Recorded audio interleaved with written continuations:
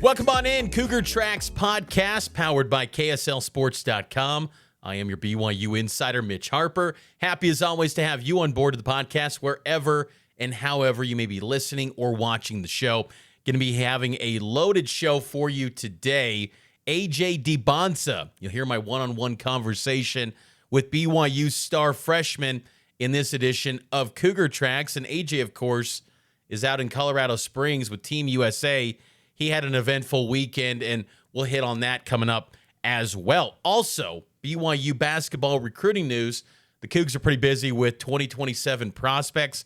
We'll hit on some of the noteworthy offers that Kevin Young and his staff have issued out to the class of 2027, and then BYU football recruiting news and some preseason polls as well. Loaded show for you, and you can follow this show on YouTube, Apple, Spotify, wherever you get your podcast. Leave a 5-star rating and a review. Follow me on Instagram, TikTok, X, at Mitch_Harper and KSL Sports as well, and download the KSL Sports app today. Let's start things off with BYU football.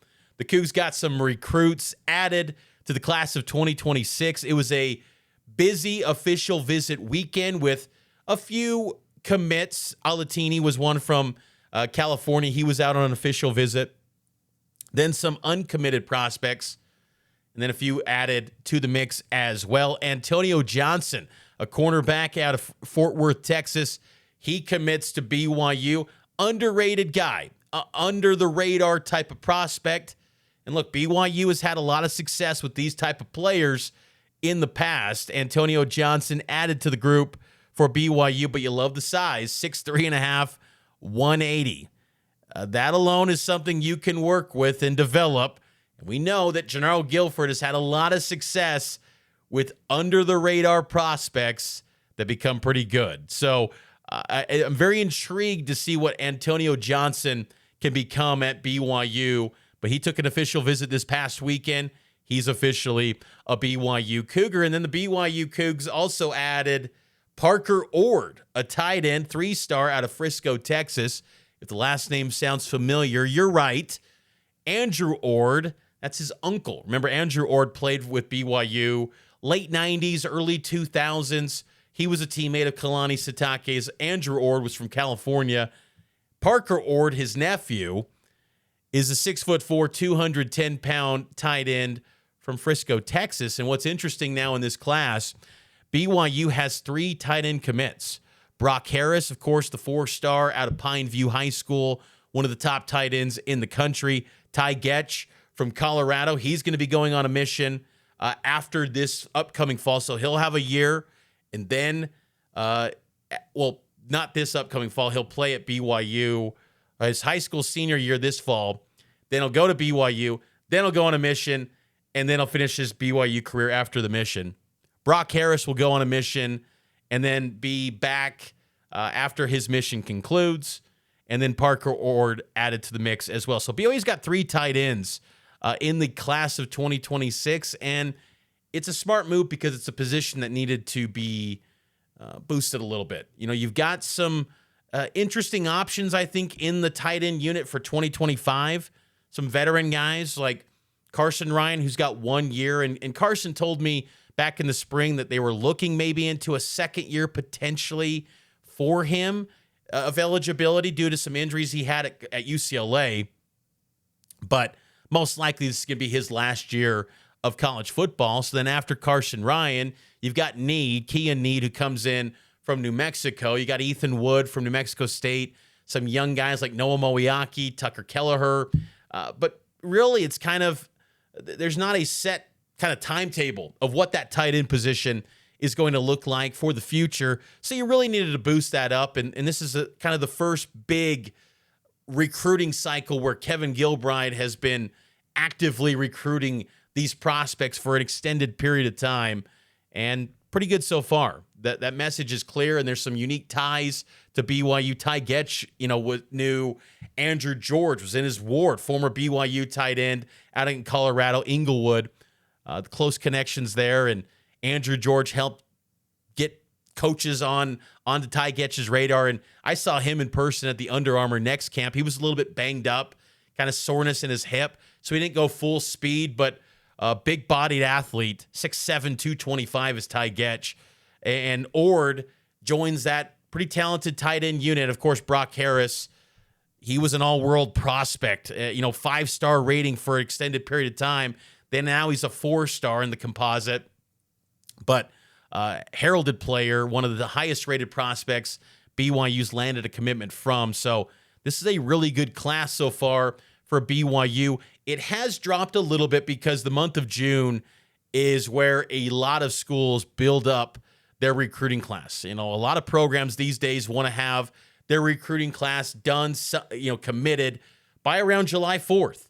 So BYU's dropped to now 50th in the 24/7 Sports team recruiting rankings for the class of 2026, 11 commits.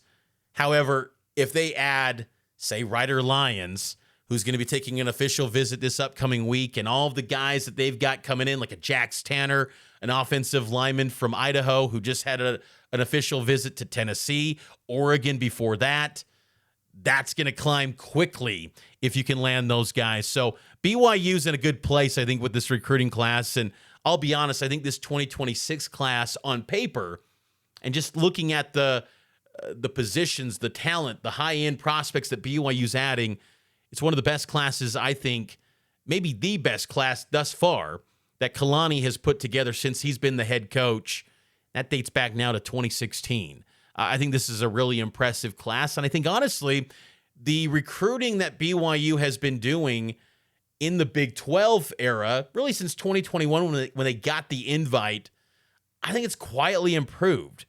I think a lot of, people that maybe don't follow recruiting as closely and maybe the history of BYU football and kind of compare the talent, the athletes that they're getting now compared to in the past, it's night and day different. They're in the mix now for some big-time prospects. It's no longer projection-based.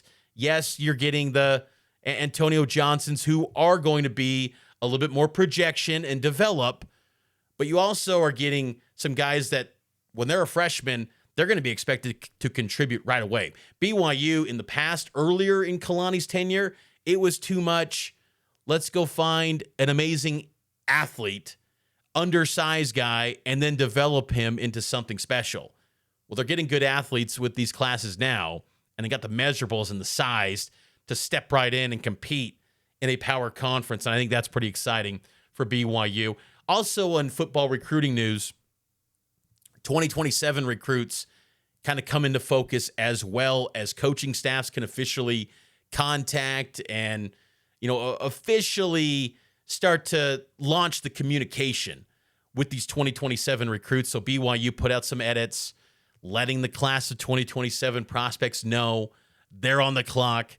It's time for them to make their decisions coming up here soon. And the same goes for basketball, too. BYU Basketball was heavily involved with 2027 recruits as that became official contact for the 2027 recruits, came into focus for basketball as well. And BYU Basketball offered some heralded prospects for the class of 2027, none bigger than Baba Oladotun, 6'9" forward from Silver Spring, Maryland, number 1 recruit in the 2027 recruiting class. And look, I think in the past you would have looked at that and said, well, that's nice that BYU's trying. Well, best of luck to you. Well, now, and you'll hear coming up shortly here on this show, BYU's got a number 1 recruit in the building. They got a guy that's the best in the nation, and they're giving another proof of concept to these prospects in the future. It'll be very interesting to see how successful AJ Dybantsa can be at BYU, because if he is incredible this year, you have to think that that's going to maybe resonate with a Baba Oladotun and go, why not go there? They've got everything that you'd want for NBA preparation. Why not go there? Similar body build to AJ Dybantsa is Baba Oladotun, 6'9". He's got some comparisons to like a Kevin Durant type, just like AJ. It's very interesting. So we'll have to keep tabs on him. And then also BYU offered a 7-foot 5-star center, Obine Akize Jr., Obina Akezi Jr., 7-foot 5-star center. BYU offered him. They also made contact and extended offers to a lot of prospects that were 4- and 5-star, top 30 prospects. So BYU getting in the mix. And look, again, BYU basketball is not foreign to this. Before Kevin Young, Mark Pope was doing this too. It just, the phone calls were not picking up as quickly with Mark Pope and BYU back then, or Dave Rose or Steve Cleveland back in the day. The message wasn't resonating. But now for Kevin Young, he's got the NBA resume, which we've known from the moment that he arrived on campus. But then he's also built up Yegor Demin. He's going to be a lottery pick. Well, at least potentially a lottery pick. Could slip outside, maybe go to the Thunder at 15. But he's going to probably be a top 15 pick. And then you've got proof of concept on the court, Sweet 16. Something that BYU basketball has not done in 14 years. He did that in year 1 as a 6th seed, mind you, which was a tough road. They had to play VCU, had to play Wisconsin. Then they ran into a buzzsaw with Alabama. But they're stacking up, which is probably fitting for Kevin Young because he likes to stack days. They're stacking up all these proof of concepts to show recruits, like, why would you not come here now? Why would you not come to this place where you're going to have NBA prep, you're going to have on court, you're going to be in the Big 12, going to compete against highly resourced programs that are getting 5-star talents, your future NBA competitors and peers. You're going to be competing against them night in, night out in the Big 12. What's holding you back? So I think it's significant that, BYU, the moment that 2027 contact can begin, Kevin Young is right there, and he's offering these guys. And last week, too, we saw a lot of these players in action. The MBPA Top 100 camp was taking place. I was tuning into some of those games to kind of watch the prospects because these are now, events, these live periods or these events are huge for BYU recruiting. They help shape, maybe give a proof of concept to the BYU coaches of what these guys could potentially be and gives them their intel to maybe looking to see if these guys would be fits at BYU. I was kind of watching more so Dean Ruckert, Timpview High prospect, who's a 2026 recruit. He's going to be a player to continue to watch between now and November when signing day takes place for the 2026 basketball class. But it's pretty fun to see BYU basketball get in the mix for these heralded prospects. And, 2026, 2027 should be very interesting to see how Kevin Young pieces together these prospects going forward. Can he continue to build the momentum that he had with the 2025 class, which featured Xavier Stat and of course, AJ Dybantsa, as we transitioned into my conversation with AJ Dybantsa over the weekend, this past weekend before Father's Day. And I hope all of you had a fantastic Father's Day. I was down in Provo. No surprise there. I do that all the time. But I was down there at this junior high school. It was just off Center Street. You get off the Center Street exit on I-15. Then there's that Maverick. You take a left. I can't remember what the school name was. I think it was Dixon Middle School. I can't remember, but neither here nor there. The Boys and Girls Club of Utah County met there, their clubhouse club. And AJ Dybantsa was donating upwards to 200 pairs of Nike shoes. He's a Nike athlete, and he gave back shoes, bags, basketballs, socks, John Morant shoes, all sorts of stuff to these kids to give back to them. And it's been interesting. AJ Dybantsa has a massive platform. And what's interesting is that kids, they are well aware of these young, high-profile prospects. If kids like sports or they're on YouTube and the algorithms are populating in their area, they're probably seeing AJ Dybantsa videos. I know my kids are. My kids are all in on courtside films. They love watching these up-and-coming basketball players, the 6'7" water guy. These guys are celebrities to these young people. I mean, they're celebrity. AJ Dybantsa is a celebrity to everyone in the state of Utah. Anyone that's a BYU fan, they see him as a celebrity. But it is pretty cool how big of a deal it was for these kids to see AJ Dybantsa in person and AJ giving back to those kids. I think it was just a really touching moment, and to see the impact of someone that has a massive platform, because it can be easy just to focus on ball, man, and not worry about anything else and just say, this is the only task I'm worrying about on the court.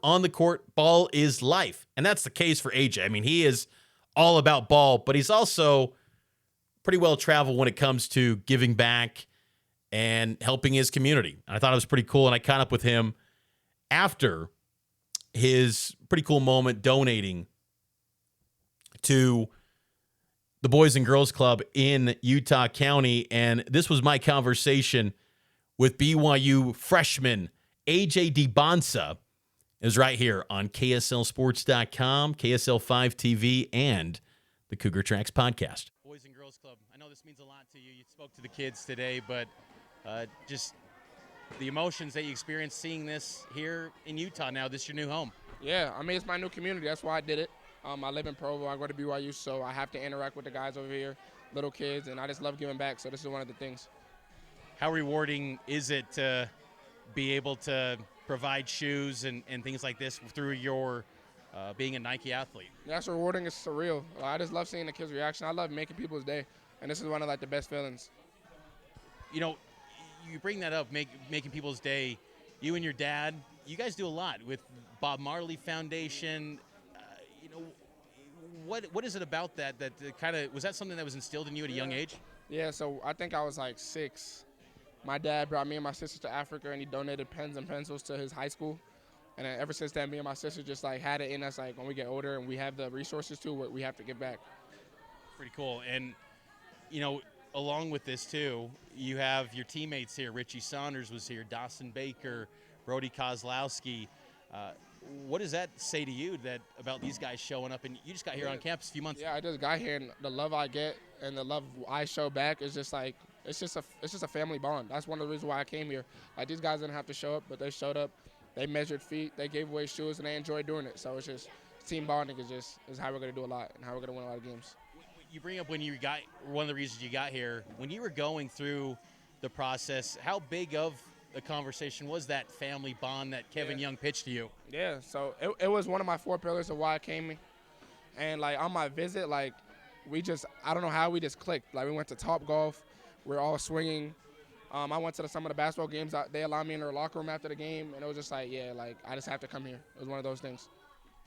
I remember asking you a few months ago at the McDonald's All-American media event, I asked you, what's the chemistry between you and Richie Saunders going to be like? Now, after a few kind of workouts and some sessions, how do you feel like you and Richie are going to bond together on the court? No, it's going to be good. I mean, right now, it's a little mixed because we're guarding each other, but we're on the same team sometimes, but it's going to be a crazy bond. Like, he just makes life a lot easier for basketball players.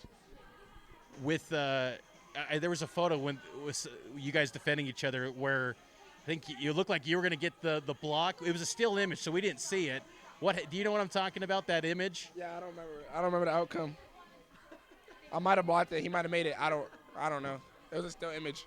But your thoughts at large of this team and what you guys are capable of. There's so much hype on the outside, but what do you think is potential-wise for this group? I mean, we're going to have hype with the recruits that we have coming in, not just myself, but also like the transfer portal. But we just got to mingle. We got to bond, and if we do that, then we can make it far. Is Rob Wright? How's he coming along? He's good. He's not here on campus yet fully, but when he gets here, you'll see what he's about. You played once with him at was it Rucker Park? Yeah, Rucker Park. But what do you? And I want to go back to Kevin Young too. His vision that he kind of laid out to you and your father and family. Is it kind of playing out like you envision, where he's all about the NBA, building out strong rosters that are going to complement your skill set? Is it playing out so far? It's just as advertised. Like what he said during our meetings is what's happening in real life. Last couple things here, AJ. What's been the biggest surprise about living in Provo that you've maybe kind of a pleasant surprise out here in Provo? Oh, the food's actually pretty good. Yeah, I'm like a big foodie. Like, I like food, and the food's pretty good out here in Provo. What's been the place that really has caught your the palate that's had the taste buds going? I think it's called Teppanyaki. Okay. It's like a hibachi spot. Bam Bam's barbecue. And like for breakfast, we're turning to healthy eaters now with our diet, so I go to Kneaders a lot. Yeah. Very nice. Well, AJ, appreciate the time. And what's next for you? You got Team USA under-19 training camp tomorrow. I leave tomorrow. If you make the team, you leave for Switzerland on the 24th. So hopefully I can bring back a gold for BYU. If it's my gold, then it's everybody's gold. There you go. That's AJ Dybantsa. Pretty cool stuff there from BYU's freshman star, 5-star.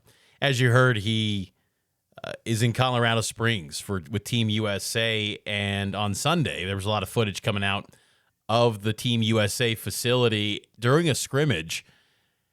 AJ reportedly led his team in this scrimmage to a victory. He had 11 straight points to close it out and got the victory. For a guy that, he's probably going to be part of that team, most likely, but still humble, earning everything he gets. The competitive side of AJ Dybantsa, you love that. And I thought it was pretty cool, too, at that event where he's giving back to the Boys and Girls Club, how Richie Saunders, Dawson Baker, Brody Kozlowski, Brian Santiago, Nate Austin, so many guys, part of BYU Athletics and BYU Basketball, his teammates in particular, showing up to support him. I think that on the outside, you look at it and think, well, how is Kevin Young going to bring all of these individual talents together and have that chemistry as they did a season ago? That was one of the strengths of last year's team, was being able to all move forward together as one and achieve something greater than the individual worth. I think that's going to be an interesting thing. And, AJ's got incredible individual talent that can carry this team. Same with Richie Saunders. But they've all got to bring the entire team with them. And I just thought that was noteworthy for a guy that's only been on campus now officially for 2 months, a little bit less than 2 months. He's already got his teammates supporting him, and that's pretty cool. I think that the players, too, talking with them, they're pretty excited about the schedule. They're excited about the potential of this team and what they can achieve. I believe that the Final Four is a reasonable expectation as well. I know that John Rothstein said that, but for people that have been following BYU basketball for decades, you've never had that chance to go into a season feeling like BYU is one of the 4 or 5 best teams in college basketball. Never. It's always, well, if, this bounce works their way or they get a favorable draw. It's not about hoping for a favorable draw. It's living up to and maximizing the talent on this roster. And if you do that and have the chemistry in that locker room and stay healthy, this team is good enough to get to the Final Four. And you've never gone into any BYU basketball season being able to say that. Never. I mean, think about this. Less than 30 years ago, you go back to year 1 of Ken Pom tracking.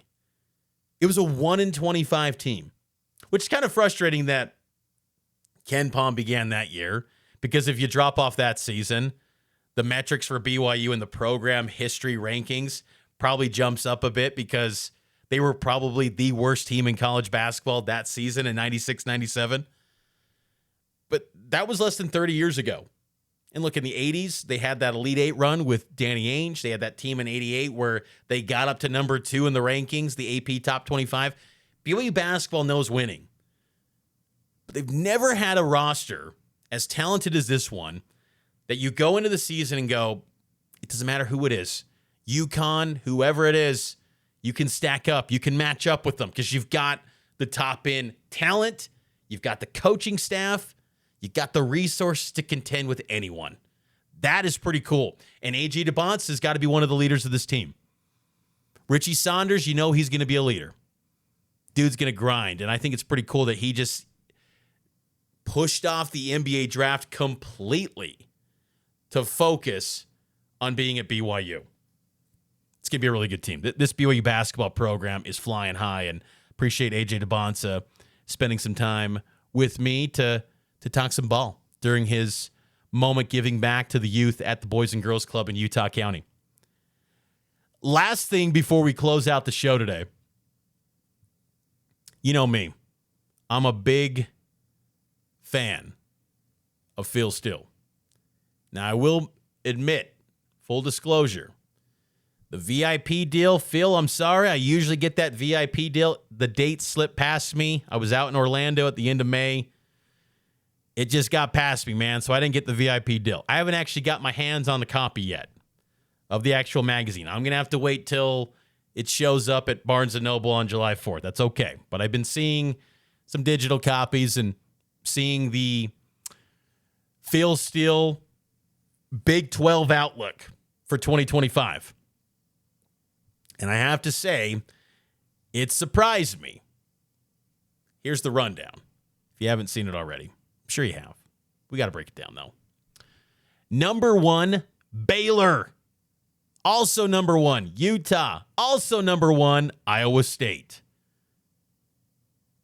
3-way tie. Baylor, Utah, and Iowa State.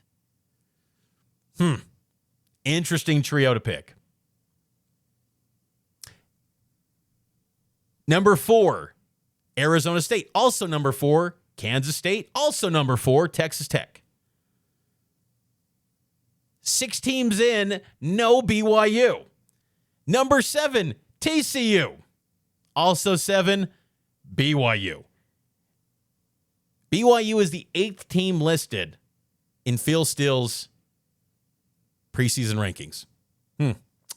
Number 9, Cincinnati. Number 9, Kansas. Number 11, Houston. Number 12, UCF. Number 12, Colorado. 14, Oklahoma State. 15, Arizona. 16, West Virginia. Now you hear that ranking and think, what's this tie stuff? Phil's always done that. Look, as a proud owner of every edition of the Phil Steele College Football Preview since 1995, that's nothing new. He's done the tie thing, and it kind of helps him because then you're maybe only half a point off of the rankings.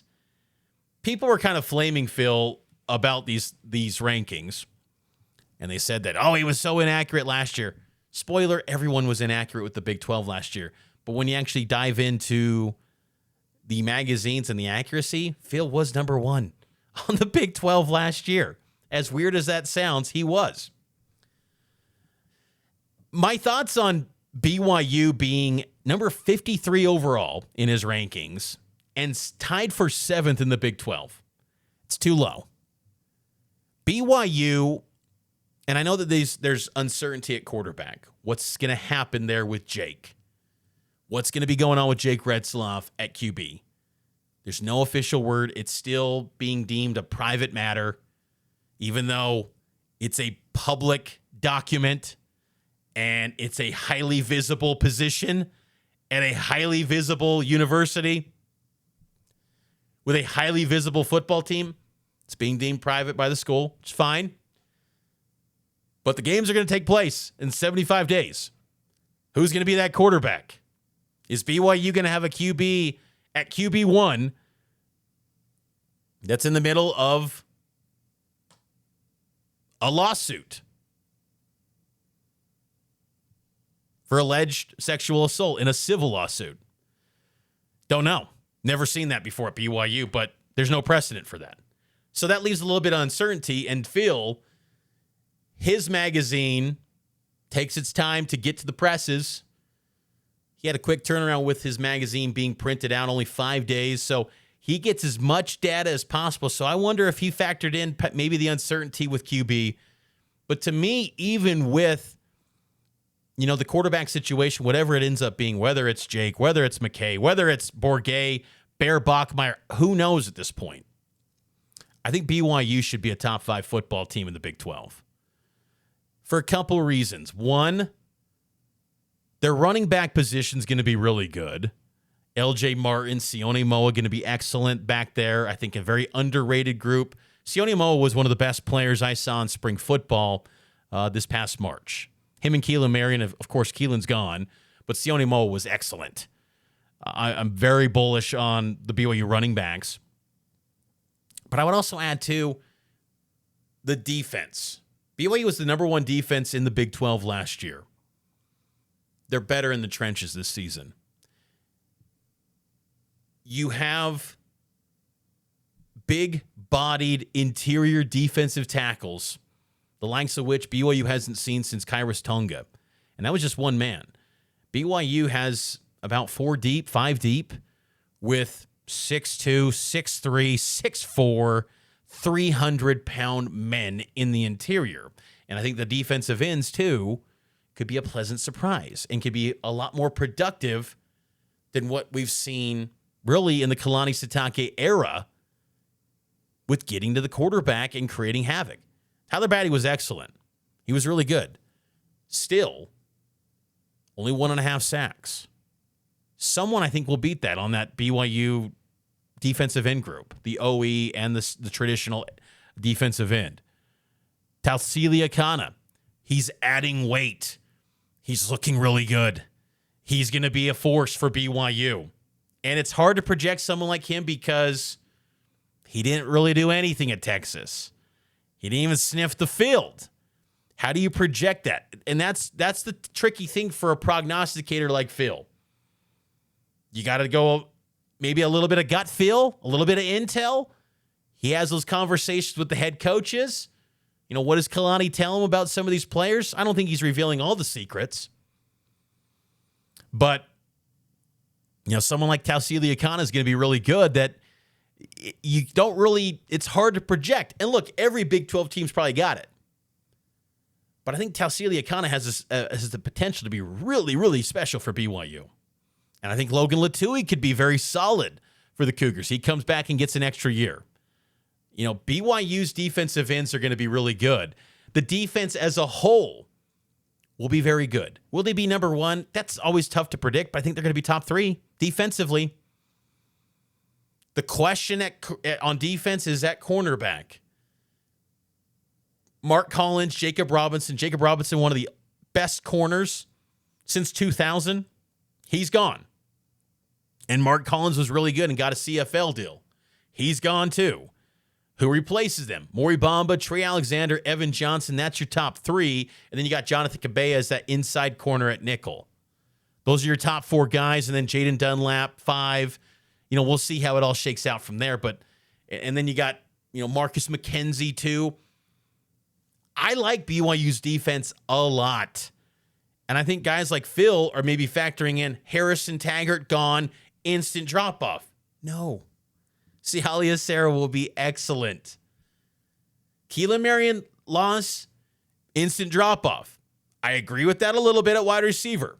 Outside of Chase Roberts, there's no proven commodities at wide receiver for BYU. But there's good talent. There's potential. And Tiger Bachmeier is somewhat of a proven commodity from his time at Stanford. But I also think BYU's schedule, too, it's tough. It's tricky with, you know, you got to go to Colorado to open early in the season. And it's not off a bye week. It's coming after a 2-time zone non-conference game, which still blows me away that BYU's playing that game at East Carolina. There's no benefit at all to play that game. Still, they're doing it, and then they're going to Colorado the week after. That's not ideal. And Colorado's going to have to sort some things out themselves, but early in the year, we've seen for both Coach Prime teams, they get off to pretty good starts. So that'll be a tough game. You've also got games against TCU late in the season. You've got West Virginia, who's picked 16th, but I think West Virginia is going to be pretty decent still with Rich Rodriguez. I know it's a huge roster flip, but that's college football. And honestly, that's a positive. If you're Rich Rod, you want your guys that you feel are going to run your system the right way. That's not a bad thing. Like that West Virginia game, I'm not sleeping on that one. A Friday night, 8:30. Now it'll be a 10:30 West Virginia body clock game. But I'm not as low on the Mountaineers as some. BYU goes to Cincinnati late in the season, then they play a game the week after, no bye afterwards. The placement of the byes is kind of weird for BYU this year. They got week 3, and then you've got, Iowa State after the Utah game on the road, and then a bye, and then you go at Texas Tech. You could lose Utah. You could lose to Iowa State. You could lose to Texas Tech. That's tricky. But I think BYU is built in a way that they can have a lot more success than I think people are giving them credit for. And I think a lot of this ranking, too, from Phil Steele is saying, BYU, you were a fraud last year. That's what I read into that, too. Oh, that win against Utah, that was a fluke. That was lucky. Oklahoma State, that was lucky. The Kansas State game, you just had a 5-minute barrage of points and fluky things. That was a fluke. That barrage of scoring against Arizona, that was a fluke. What you did against Colorado, bowl game, who cares? Shadur and Travis Hunter played, but not the real thing. They're not that good. Colorado's not that good anymore. It just feels like he's saying, and this is not just Phil, Athlon 2's got BYU outside the top 25. People don't think BYU is legit, which is shocking to me because what BYU showed last season, they were a very physical football team. And look, I understand having a little bit of skepticism still because you did have a lot of things go your way. A lot of bounces go your way. But there were also games where you did dominate. You took care of business handily. There was also the games against Kansas, but, Kansas was a good football team, had good personnel. They blew it. BYU straight up blew it. Arizona State, best team in the Big 12 last year. BYU was asleep at the wheel in that first half. They acted like an independent BYU team where it's like, we lost one game the week prior. All is lost. No, gentlemen. The Big 12's still on the line here. Remember that. And then it took an impassioned speech by Tyler Batty to get him fired up again and understand you got something to play for still. And they went blow for blow with the Sun Devils, who won the Big 12. And a lot of that personnel does come back. And the guys that you did lose, I think you upgraded in some spots. An underrated position, too, for BYU is offensive line. I think offensive line's going to be much better than people think. Isaiah Jada, Andrew Gentry, you go into the spotlight at the tackle positions. Very curious to see how that all works out with those two guys. We will see. There's a lot of confidence, though, coming out of camp with those players. And then the interior offensive line positions, Waylon Lapuaho's a stud. Bruce Mitchell's going to be excellent. Guard, you go either Safaricik, you go Sonny Makassini. Maybe you go Leia Usa at guard, too. Swing him in from the tackle spot to guard. BYU's got experience there. So, Phil putting BYU at 7, it's a little bit too low for me. I can understand 5. Anything after that, that's too low. BYU is going to be a top 5 team, I feel like, in the Big 12. Regardless of the quarterback position. I think they've got the personnel and the defense to help uplift that offense. So we'll see what happens. But Phil taking a shot. I think what did surprise people, though, was Utah at number 1. We'll see how it goes. That's going to do it for this edition of the Cougar Tracks Podcast. I hope all of you enjoyed it. Make sure to subscribe to the show, leave a 5-star rating and a review, and also subscribe to KSL Sports on YouTube. Give a thumbs up to this video. Look at that. There you go. Give a thumbs up, and I will talk to you next time here on the Cougar Tracks Podcast, and it's powered by KSLSports.com.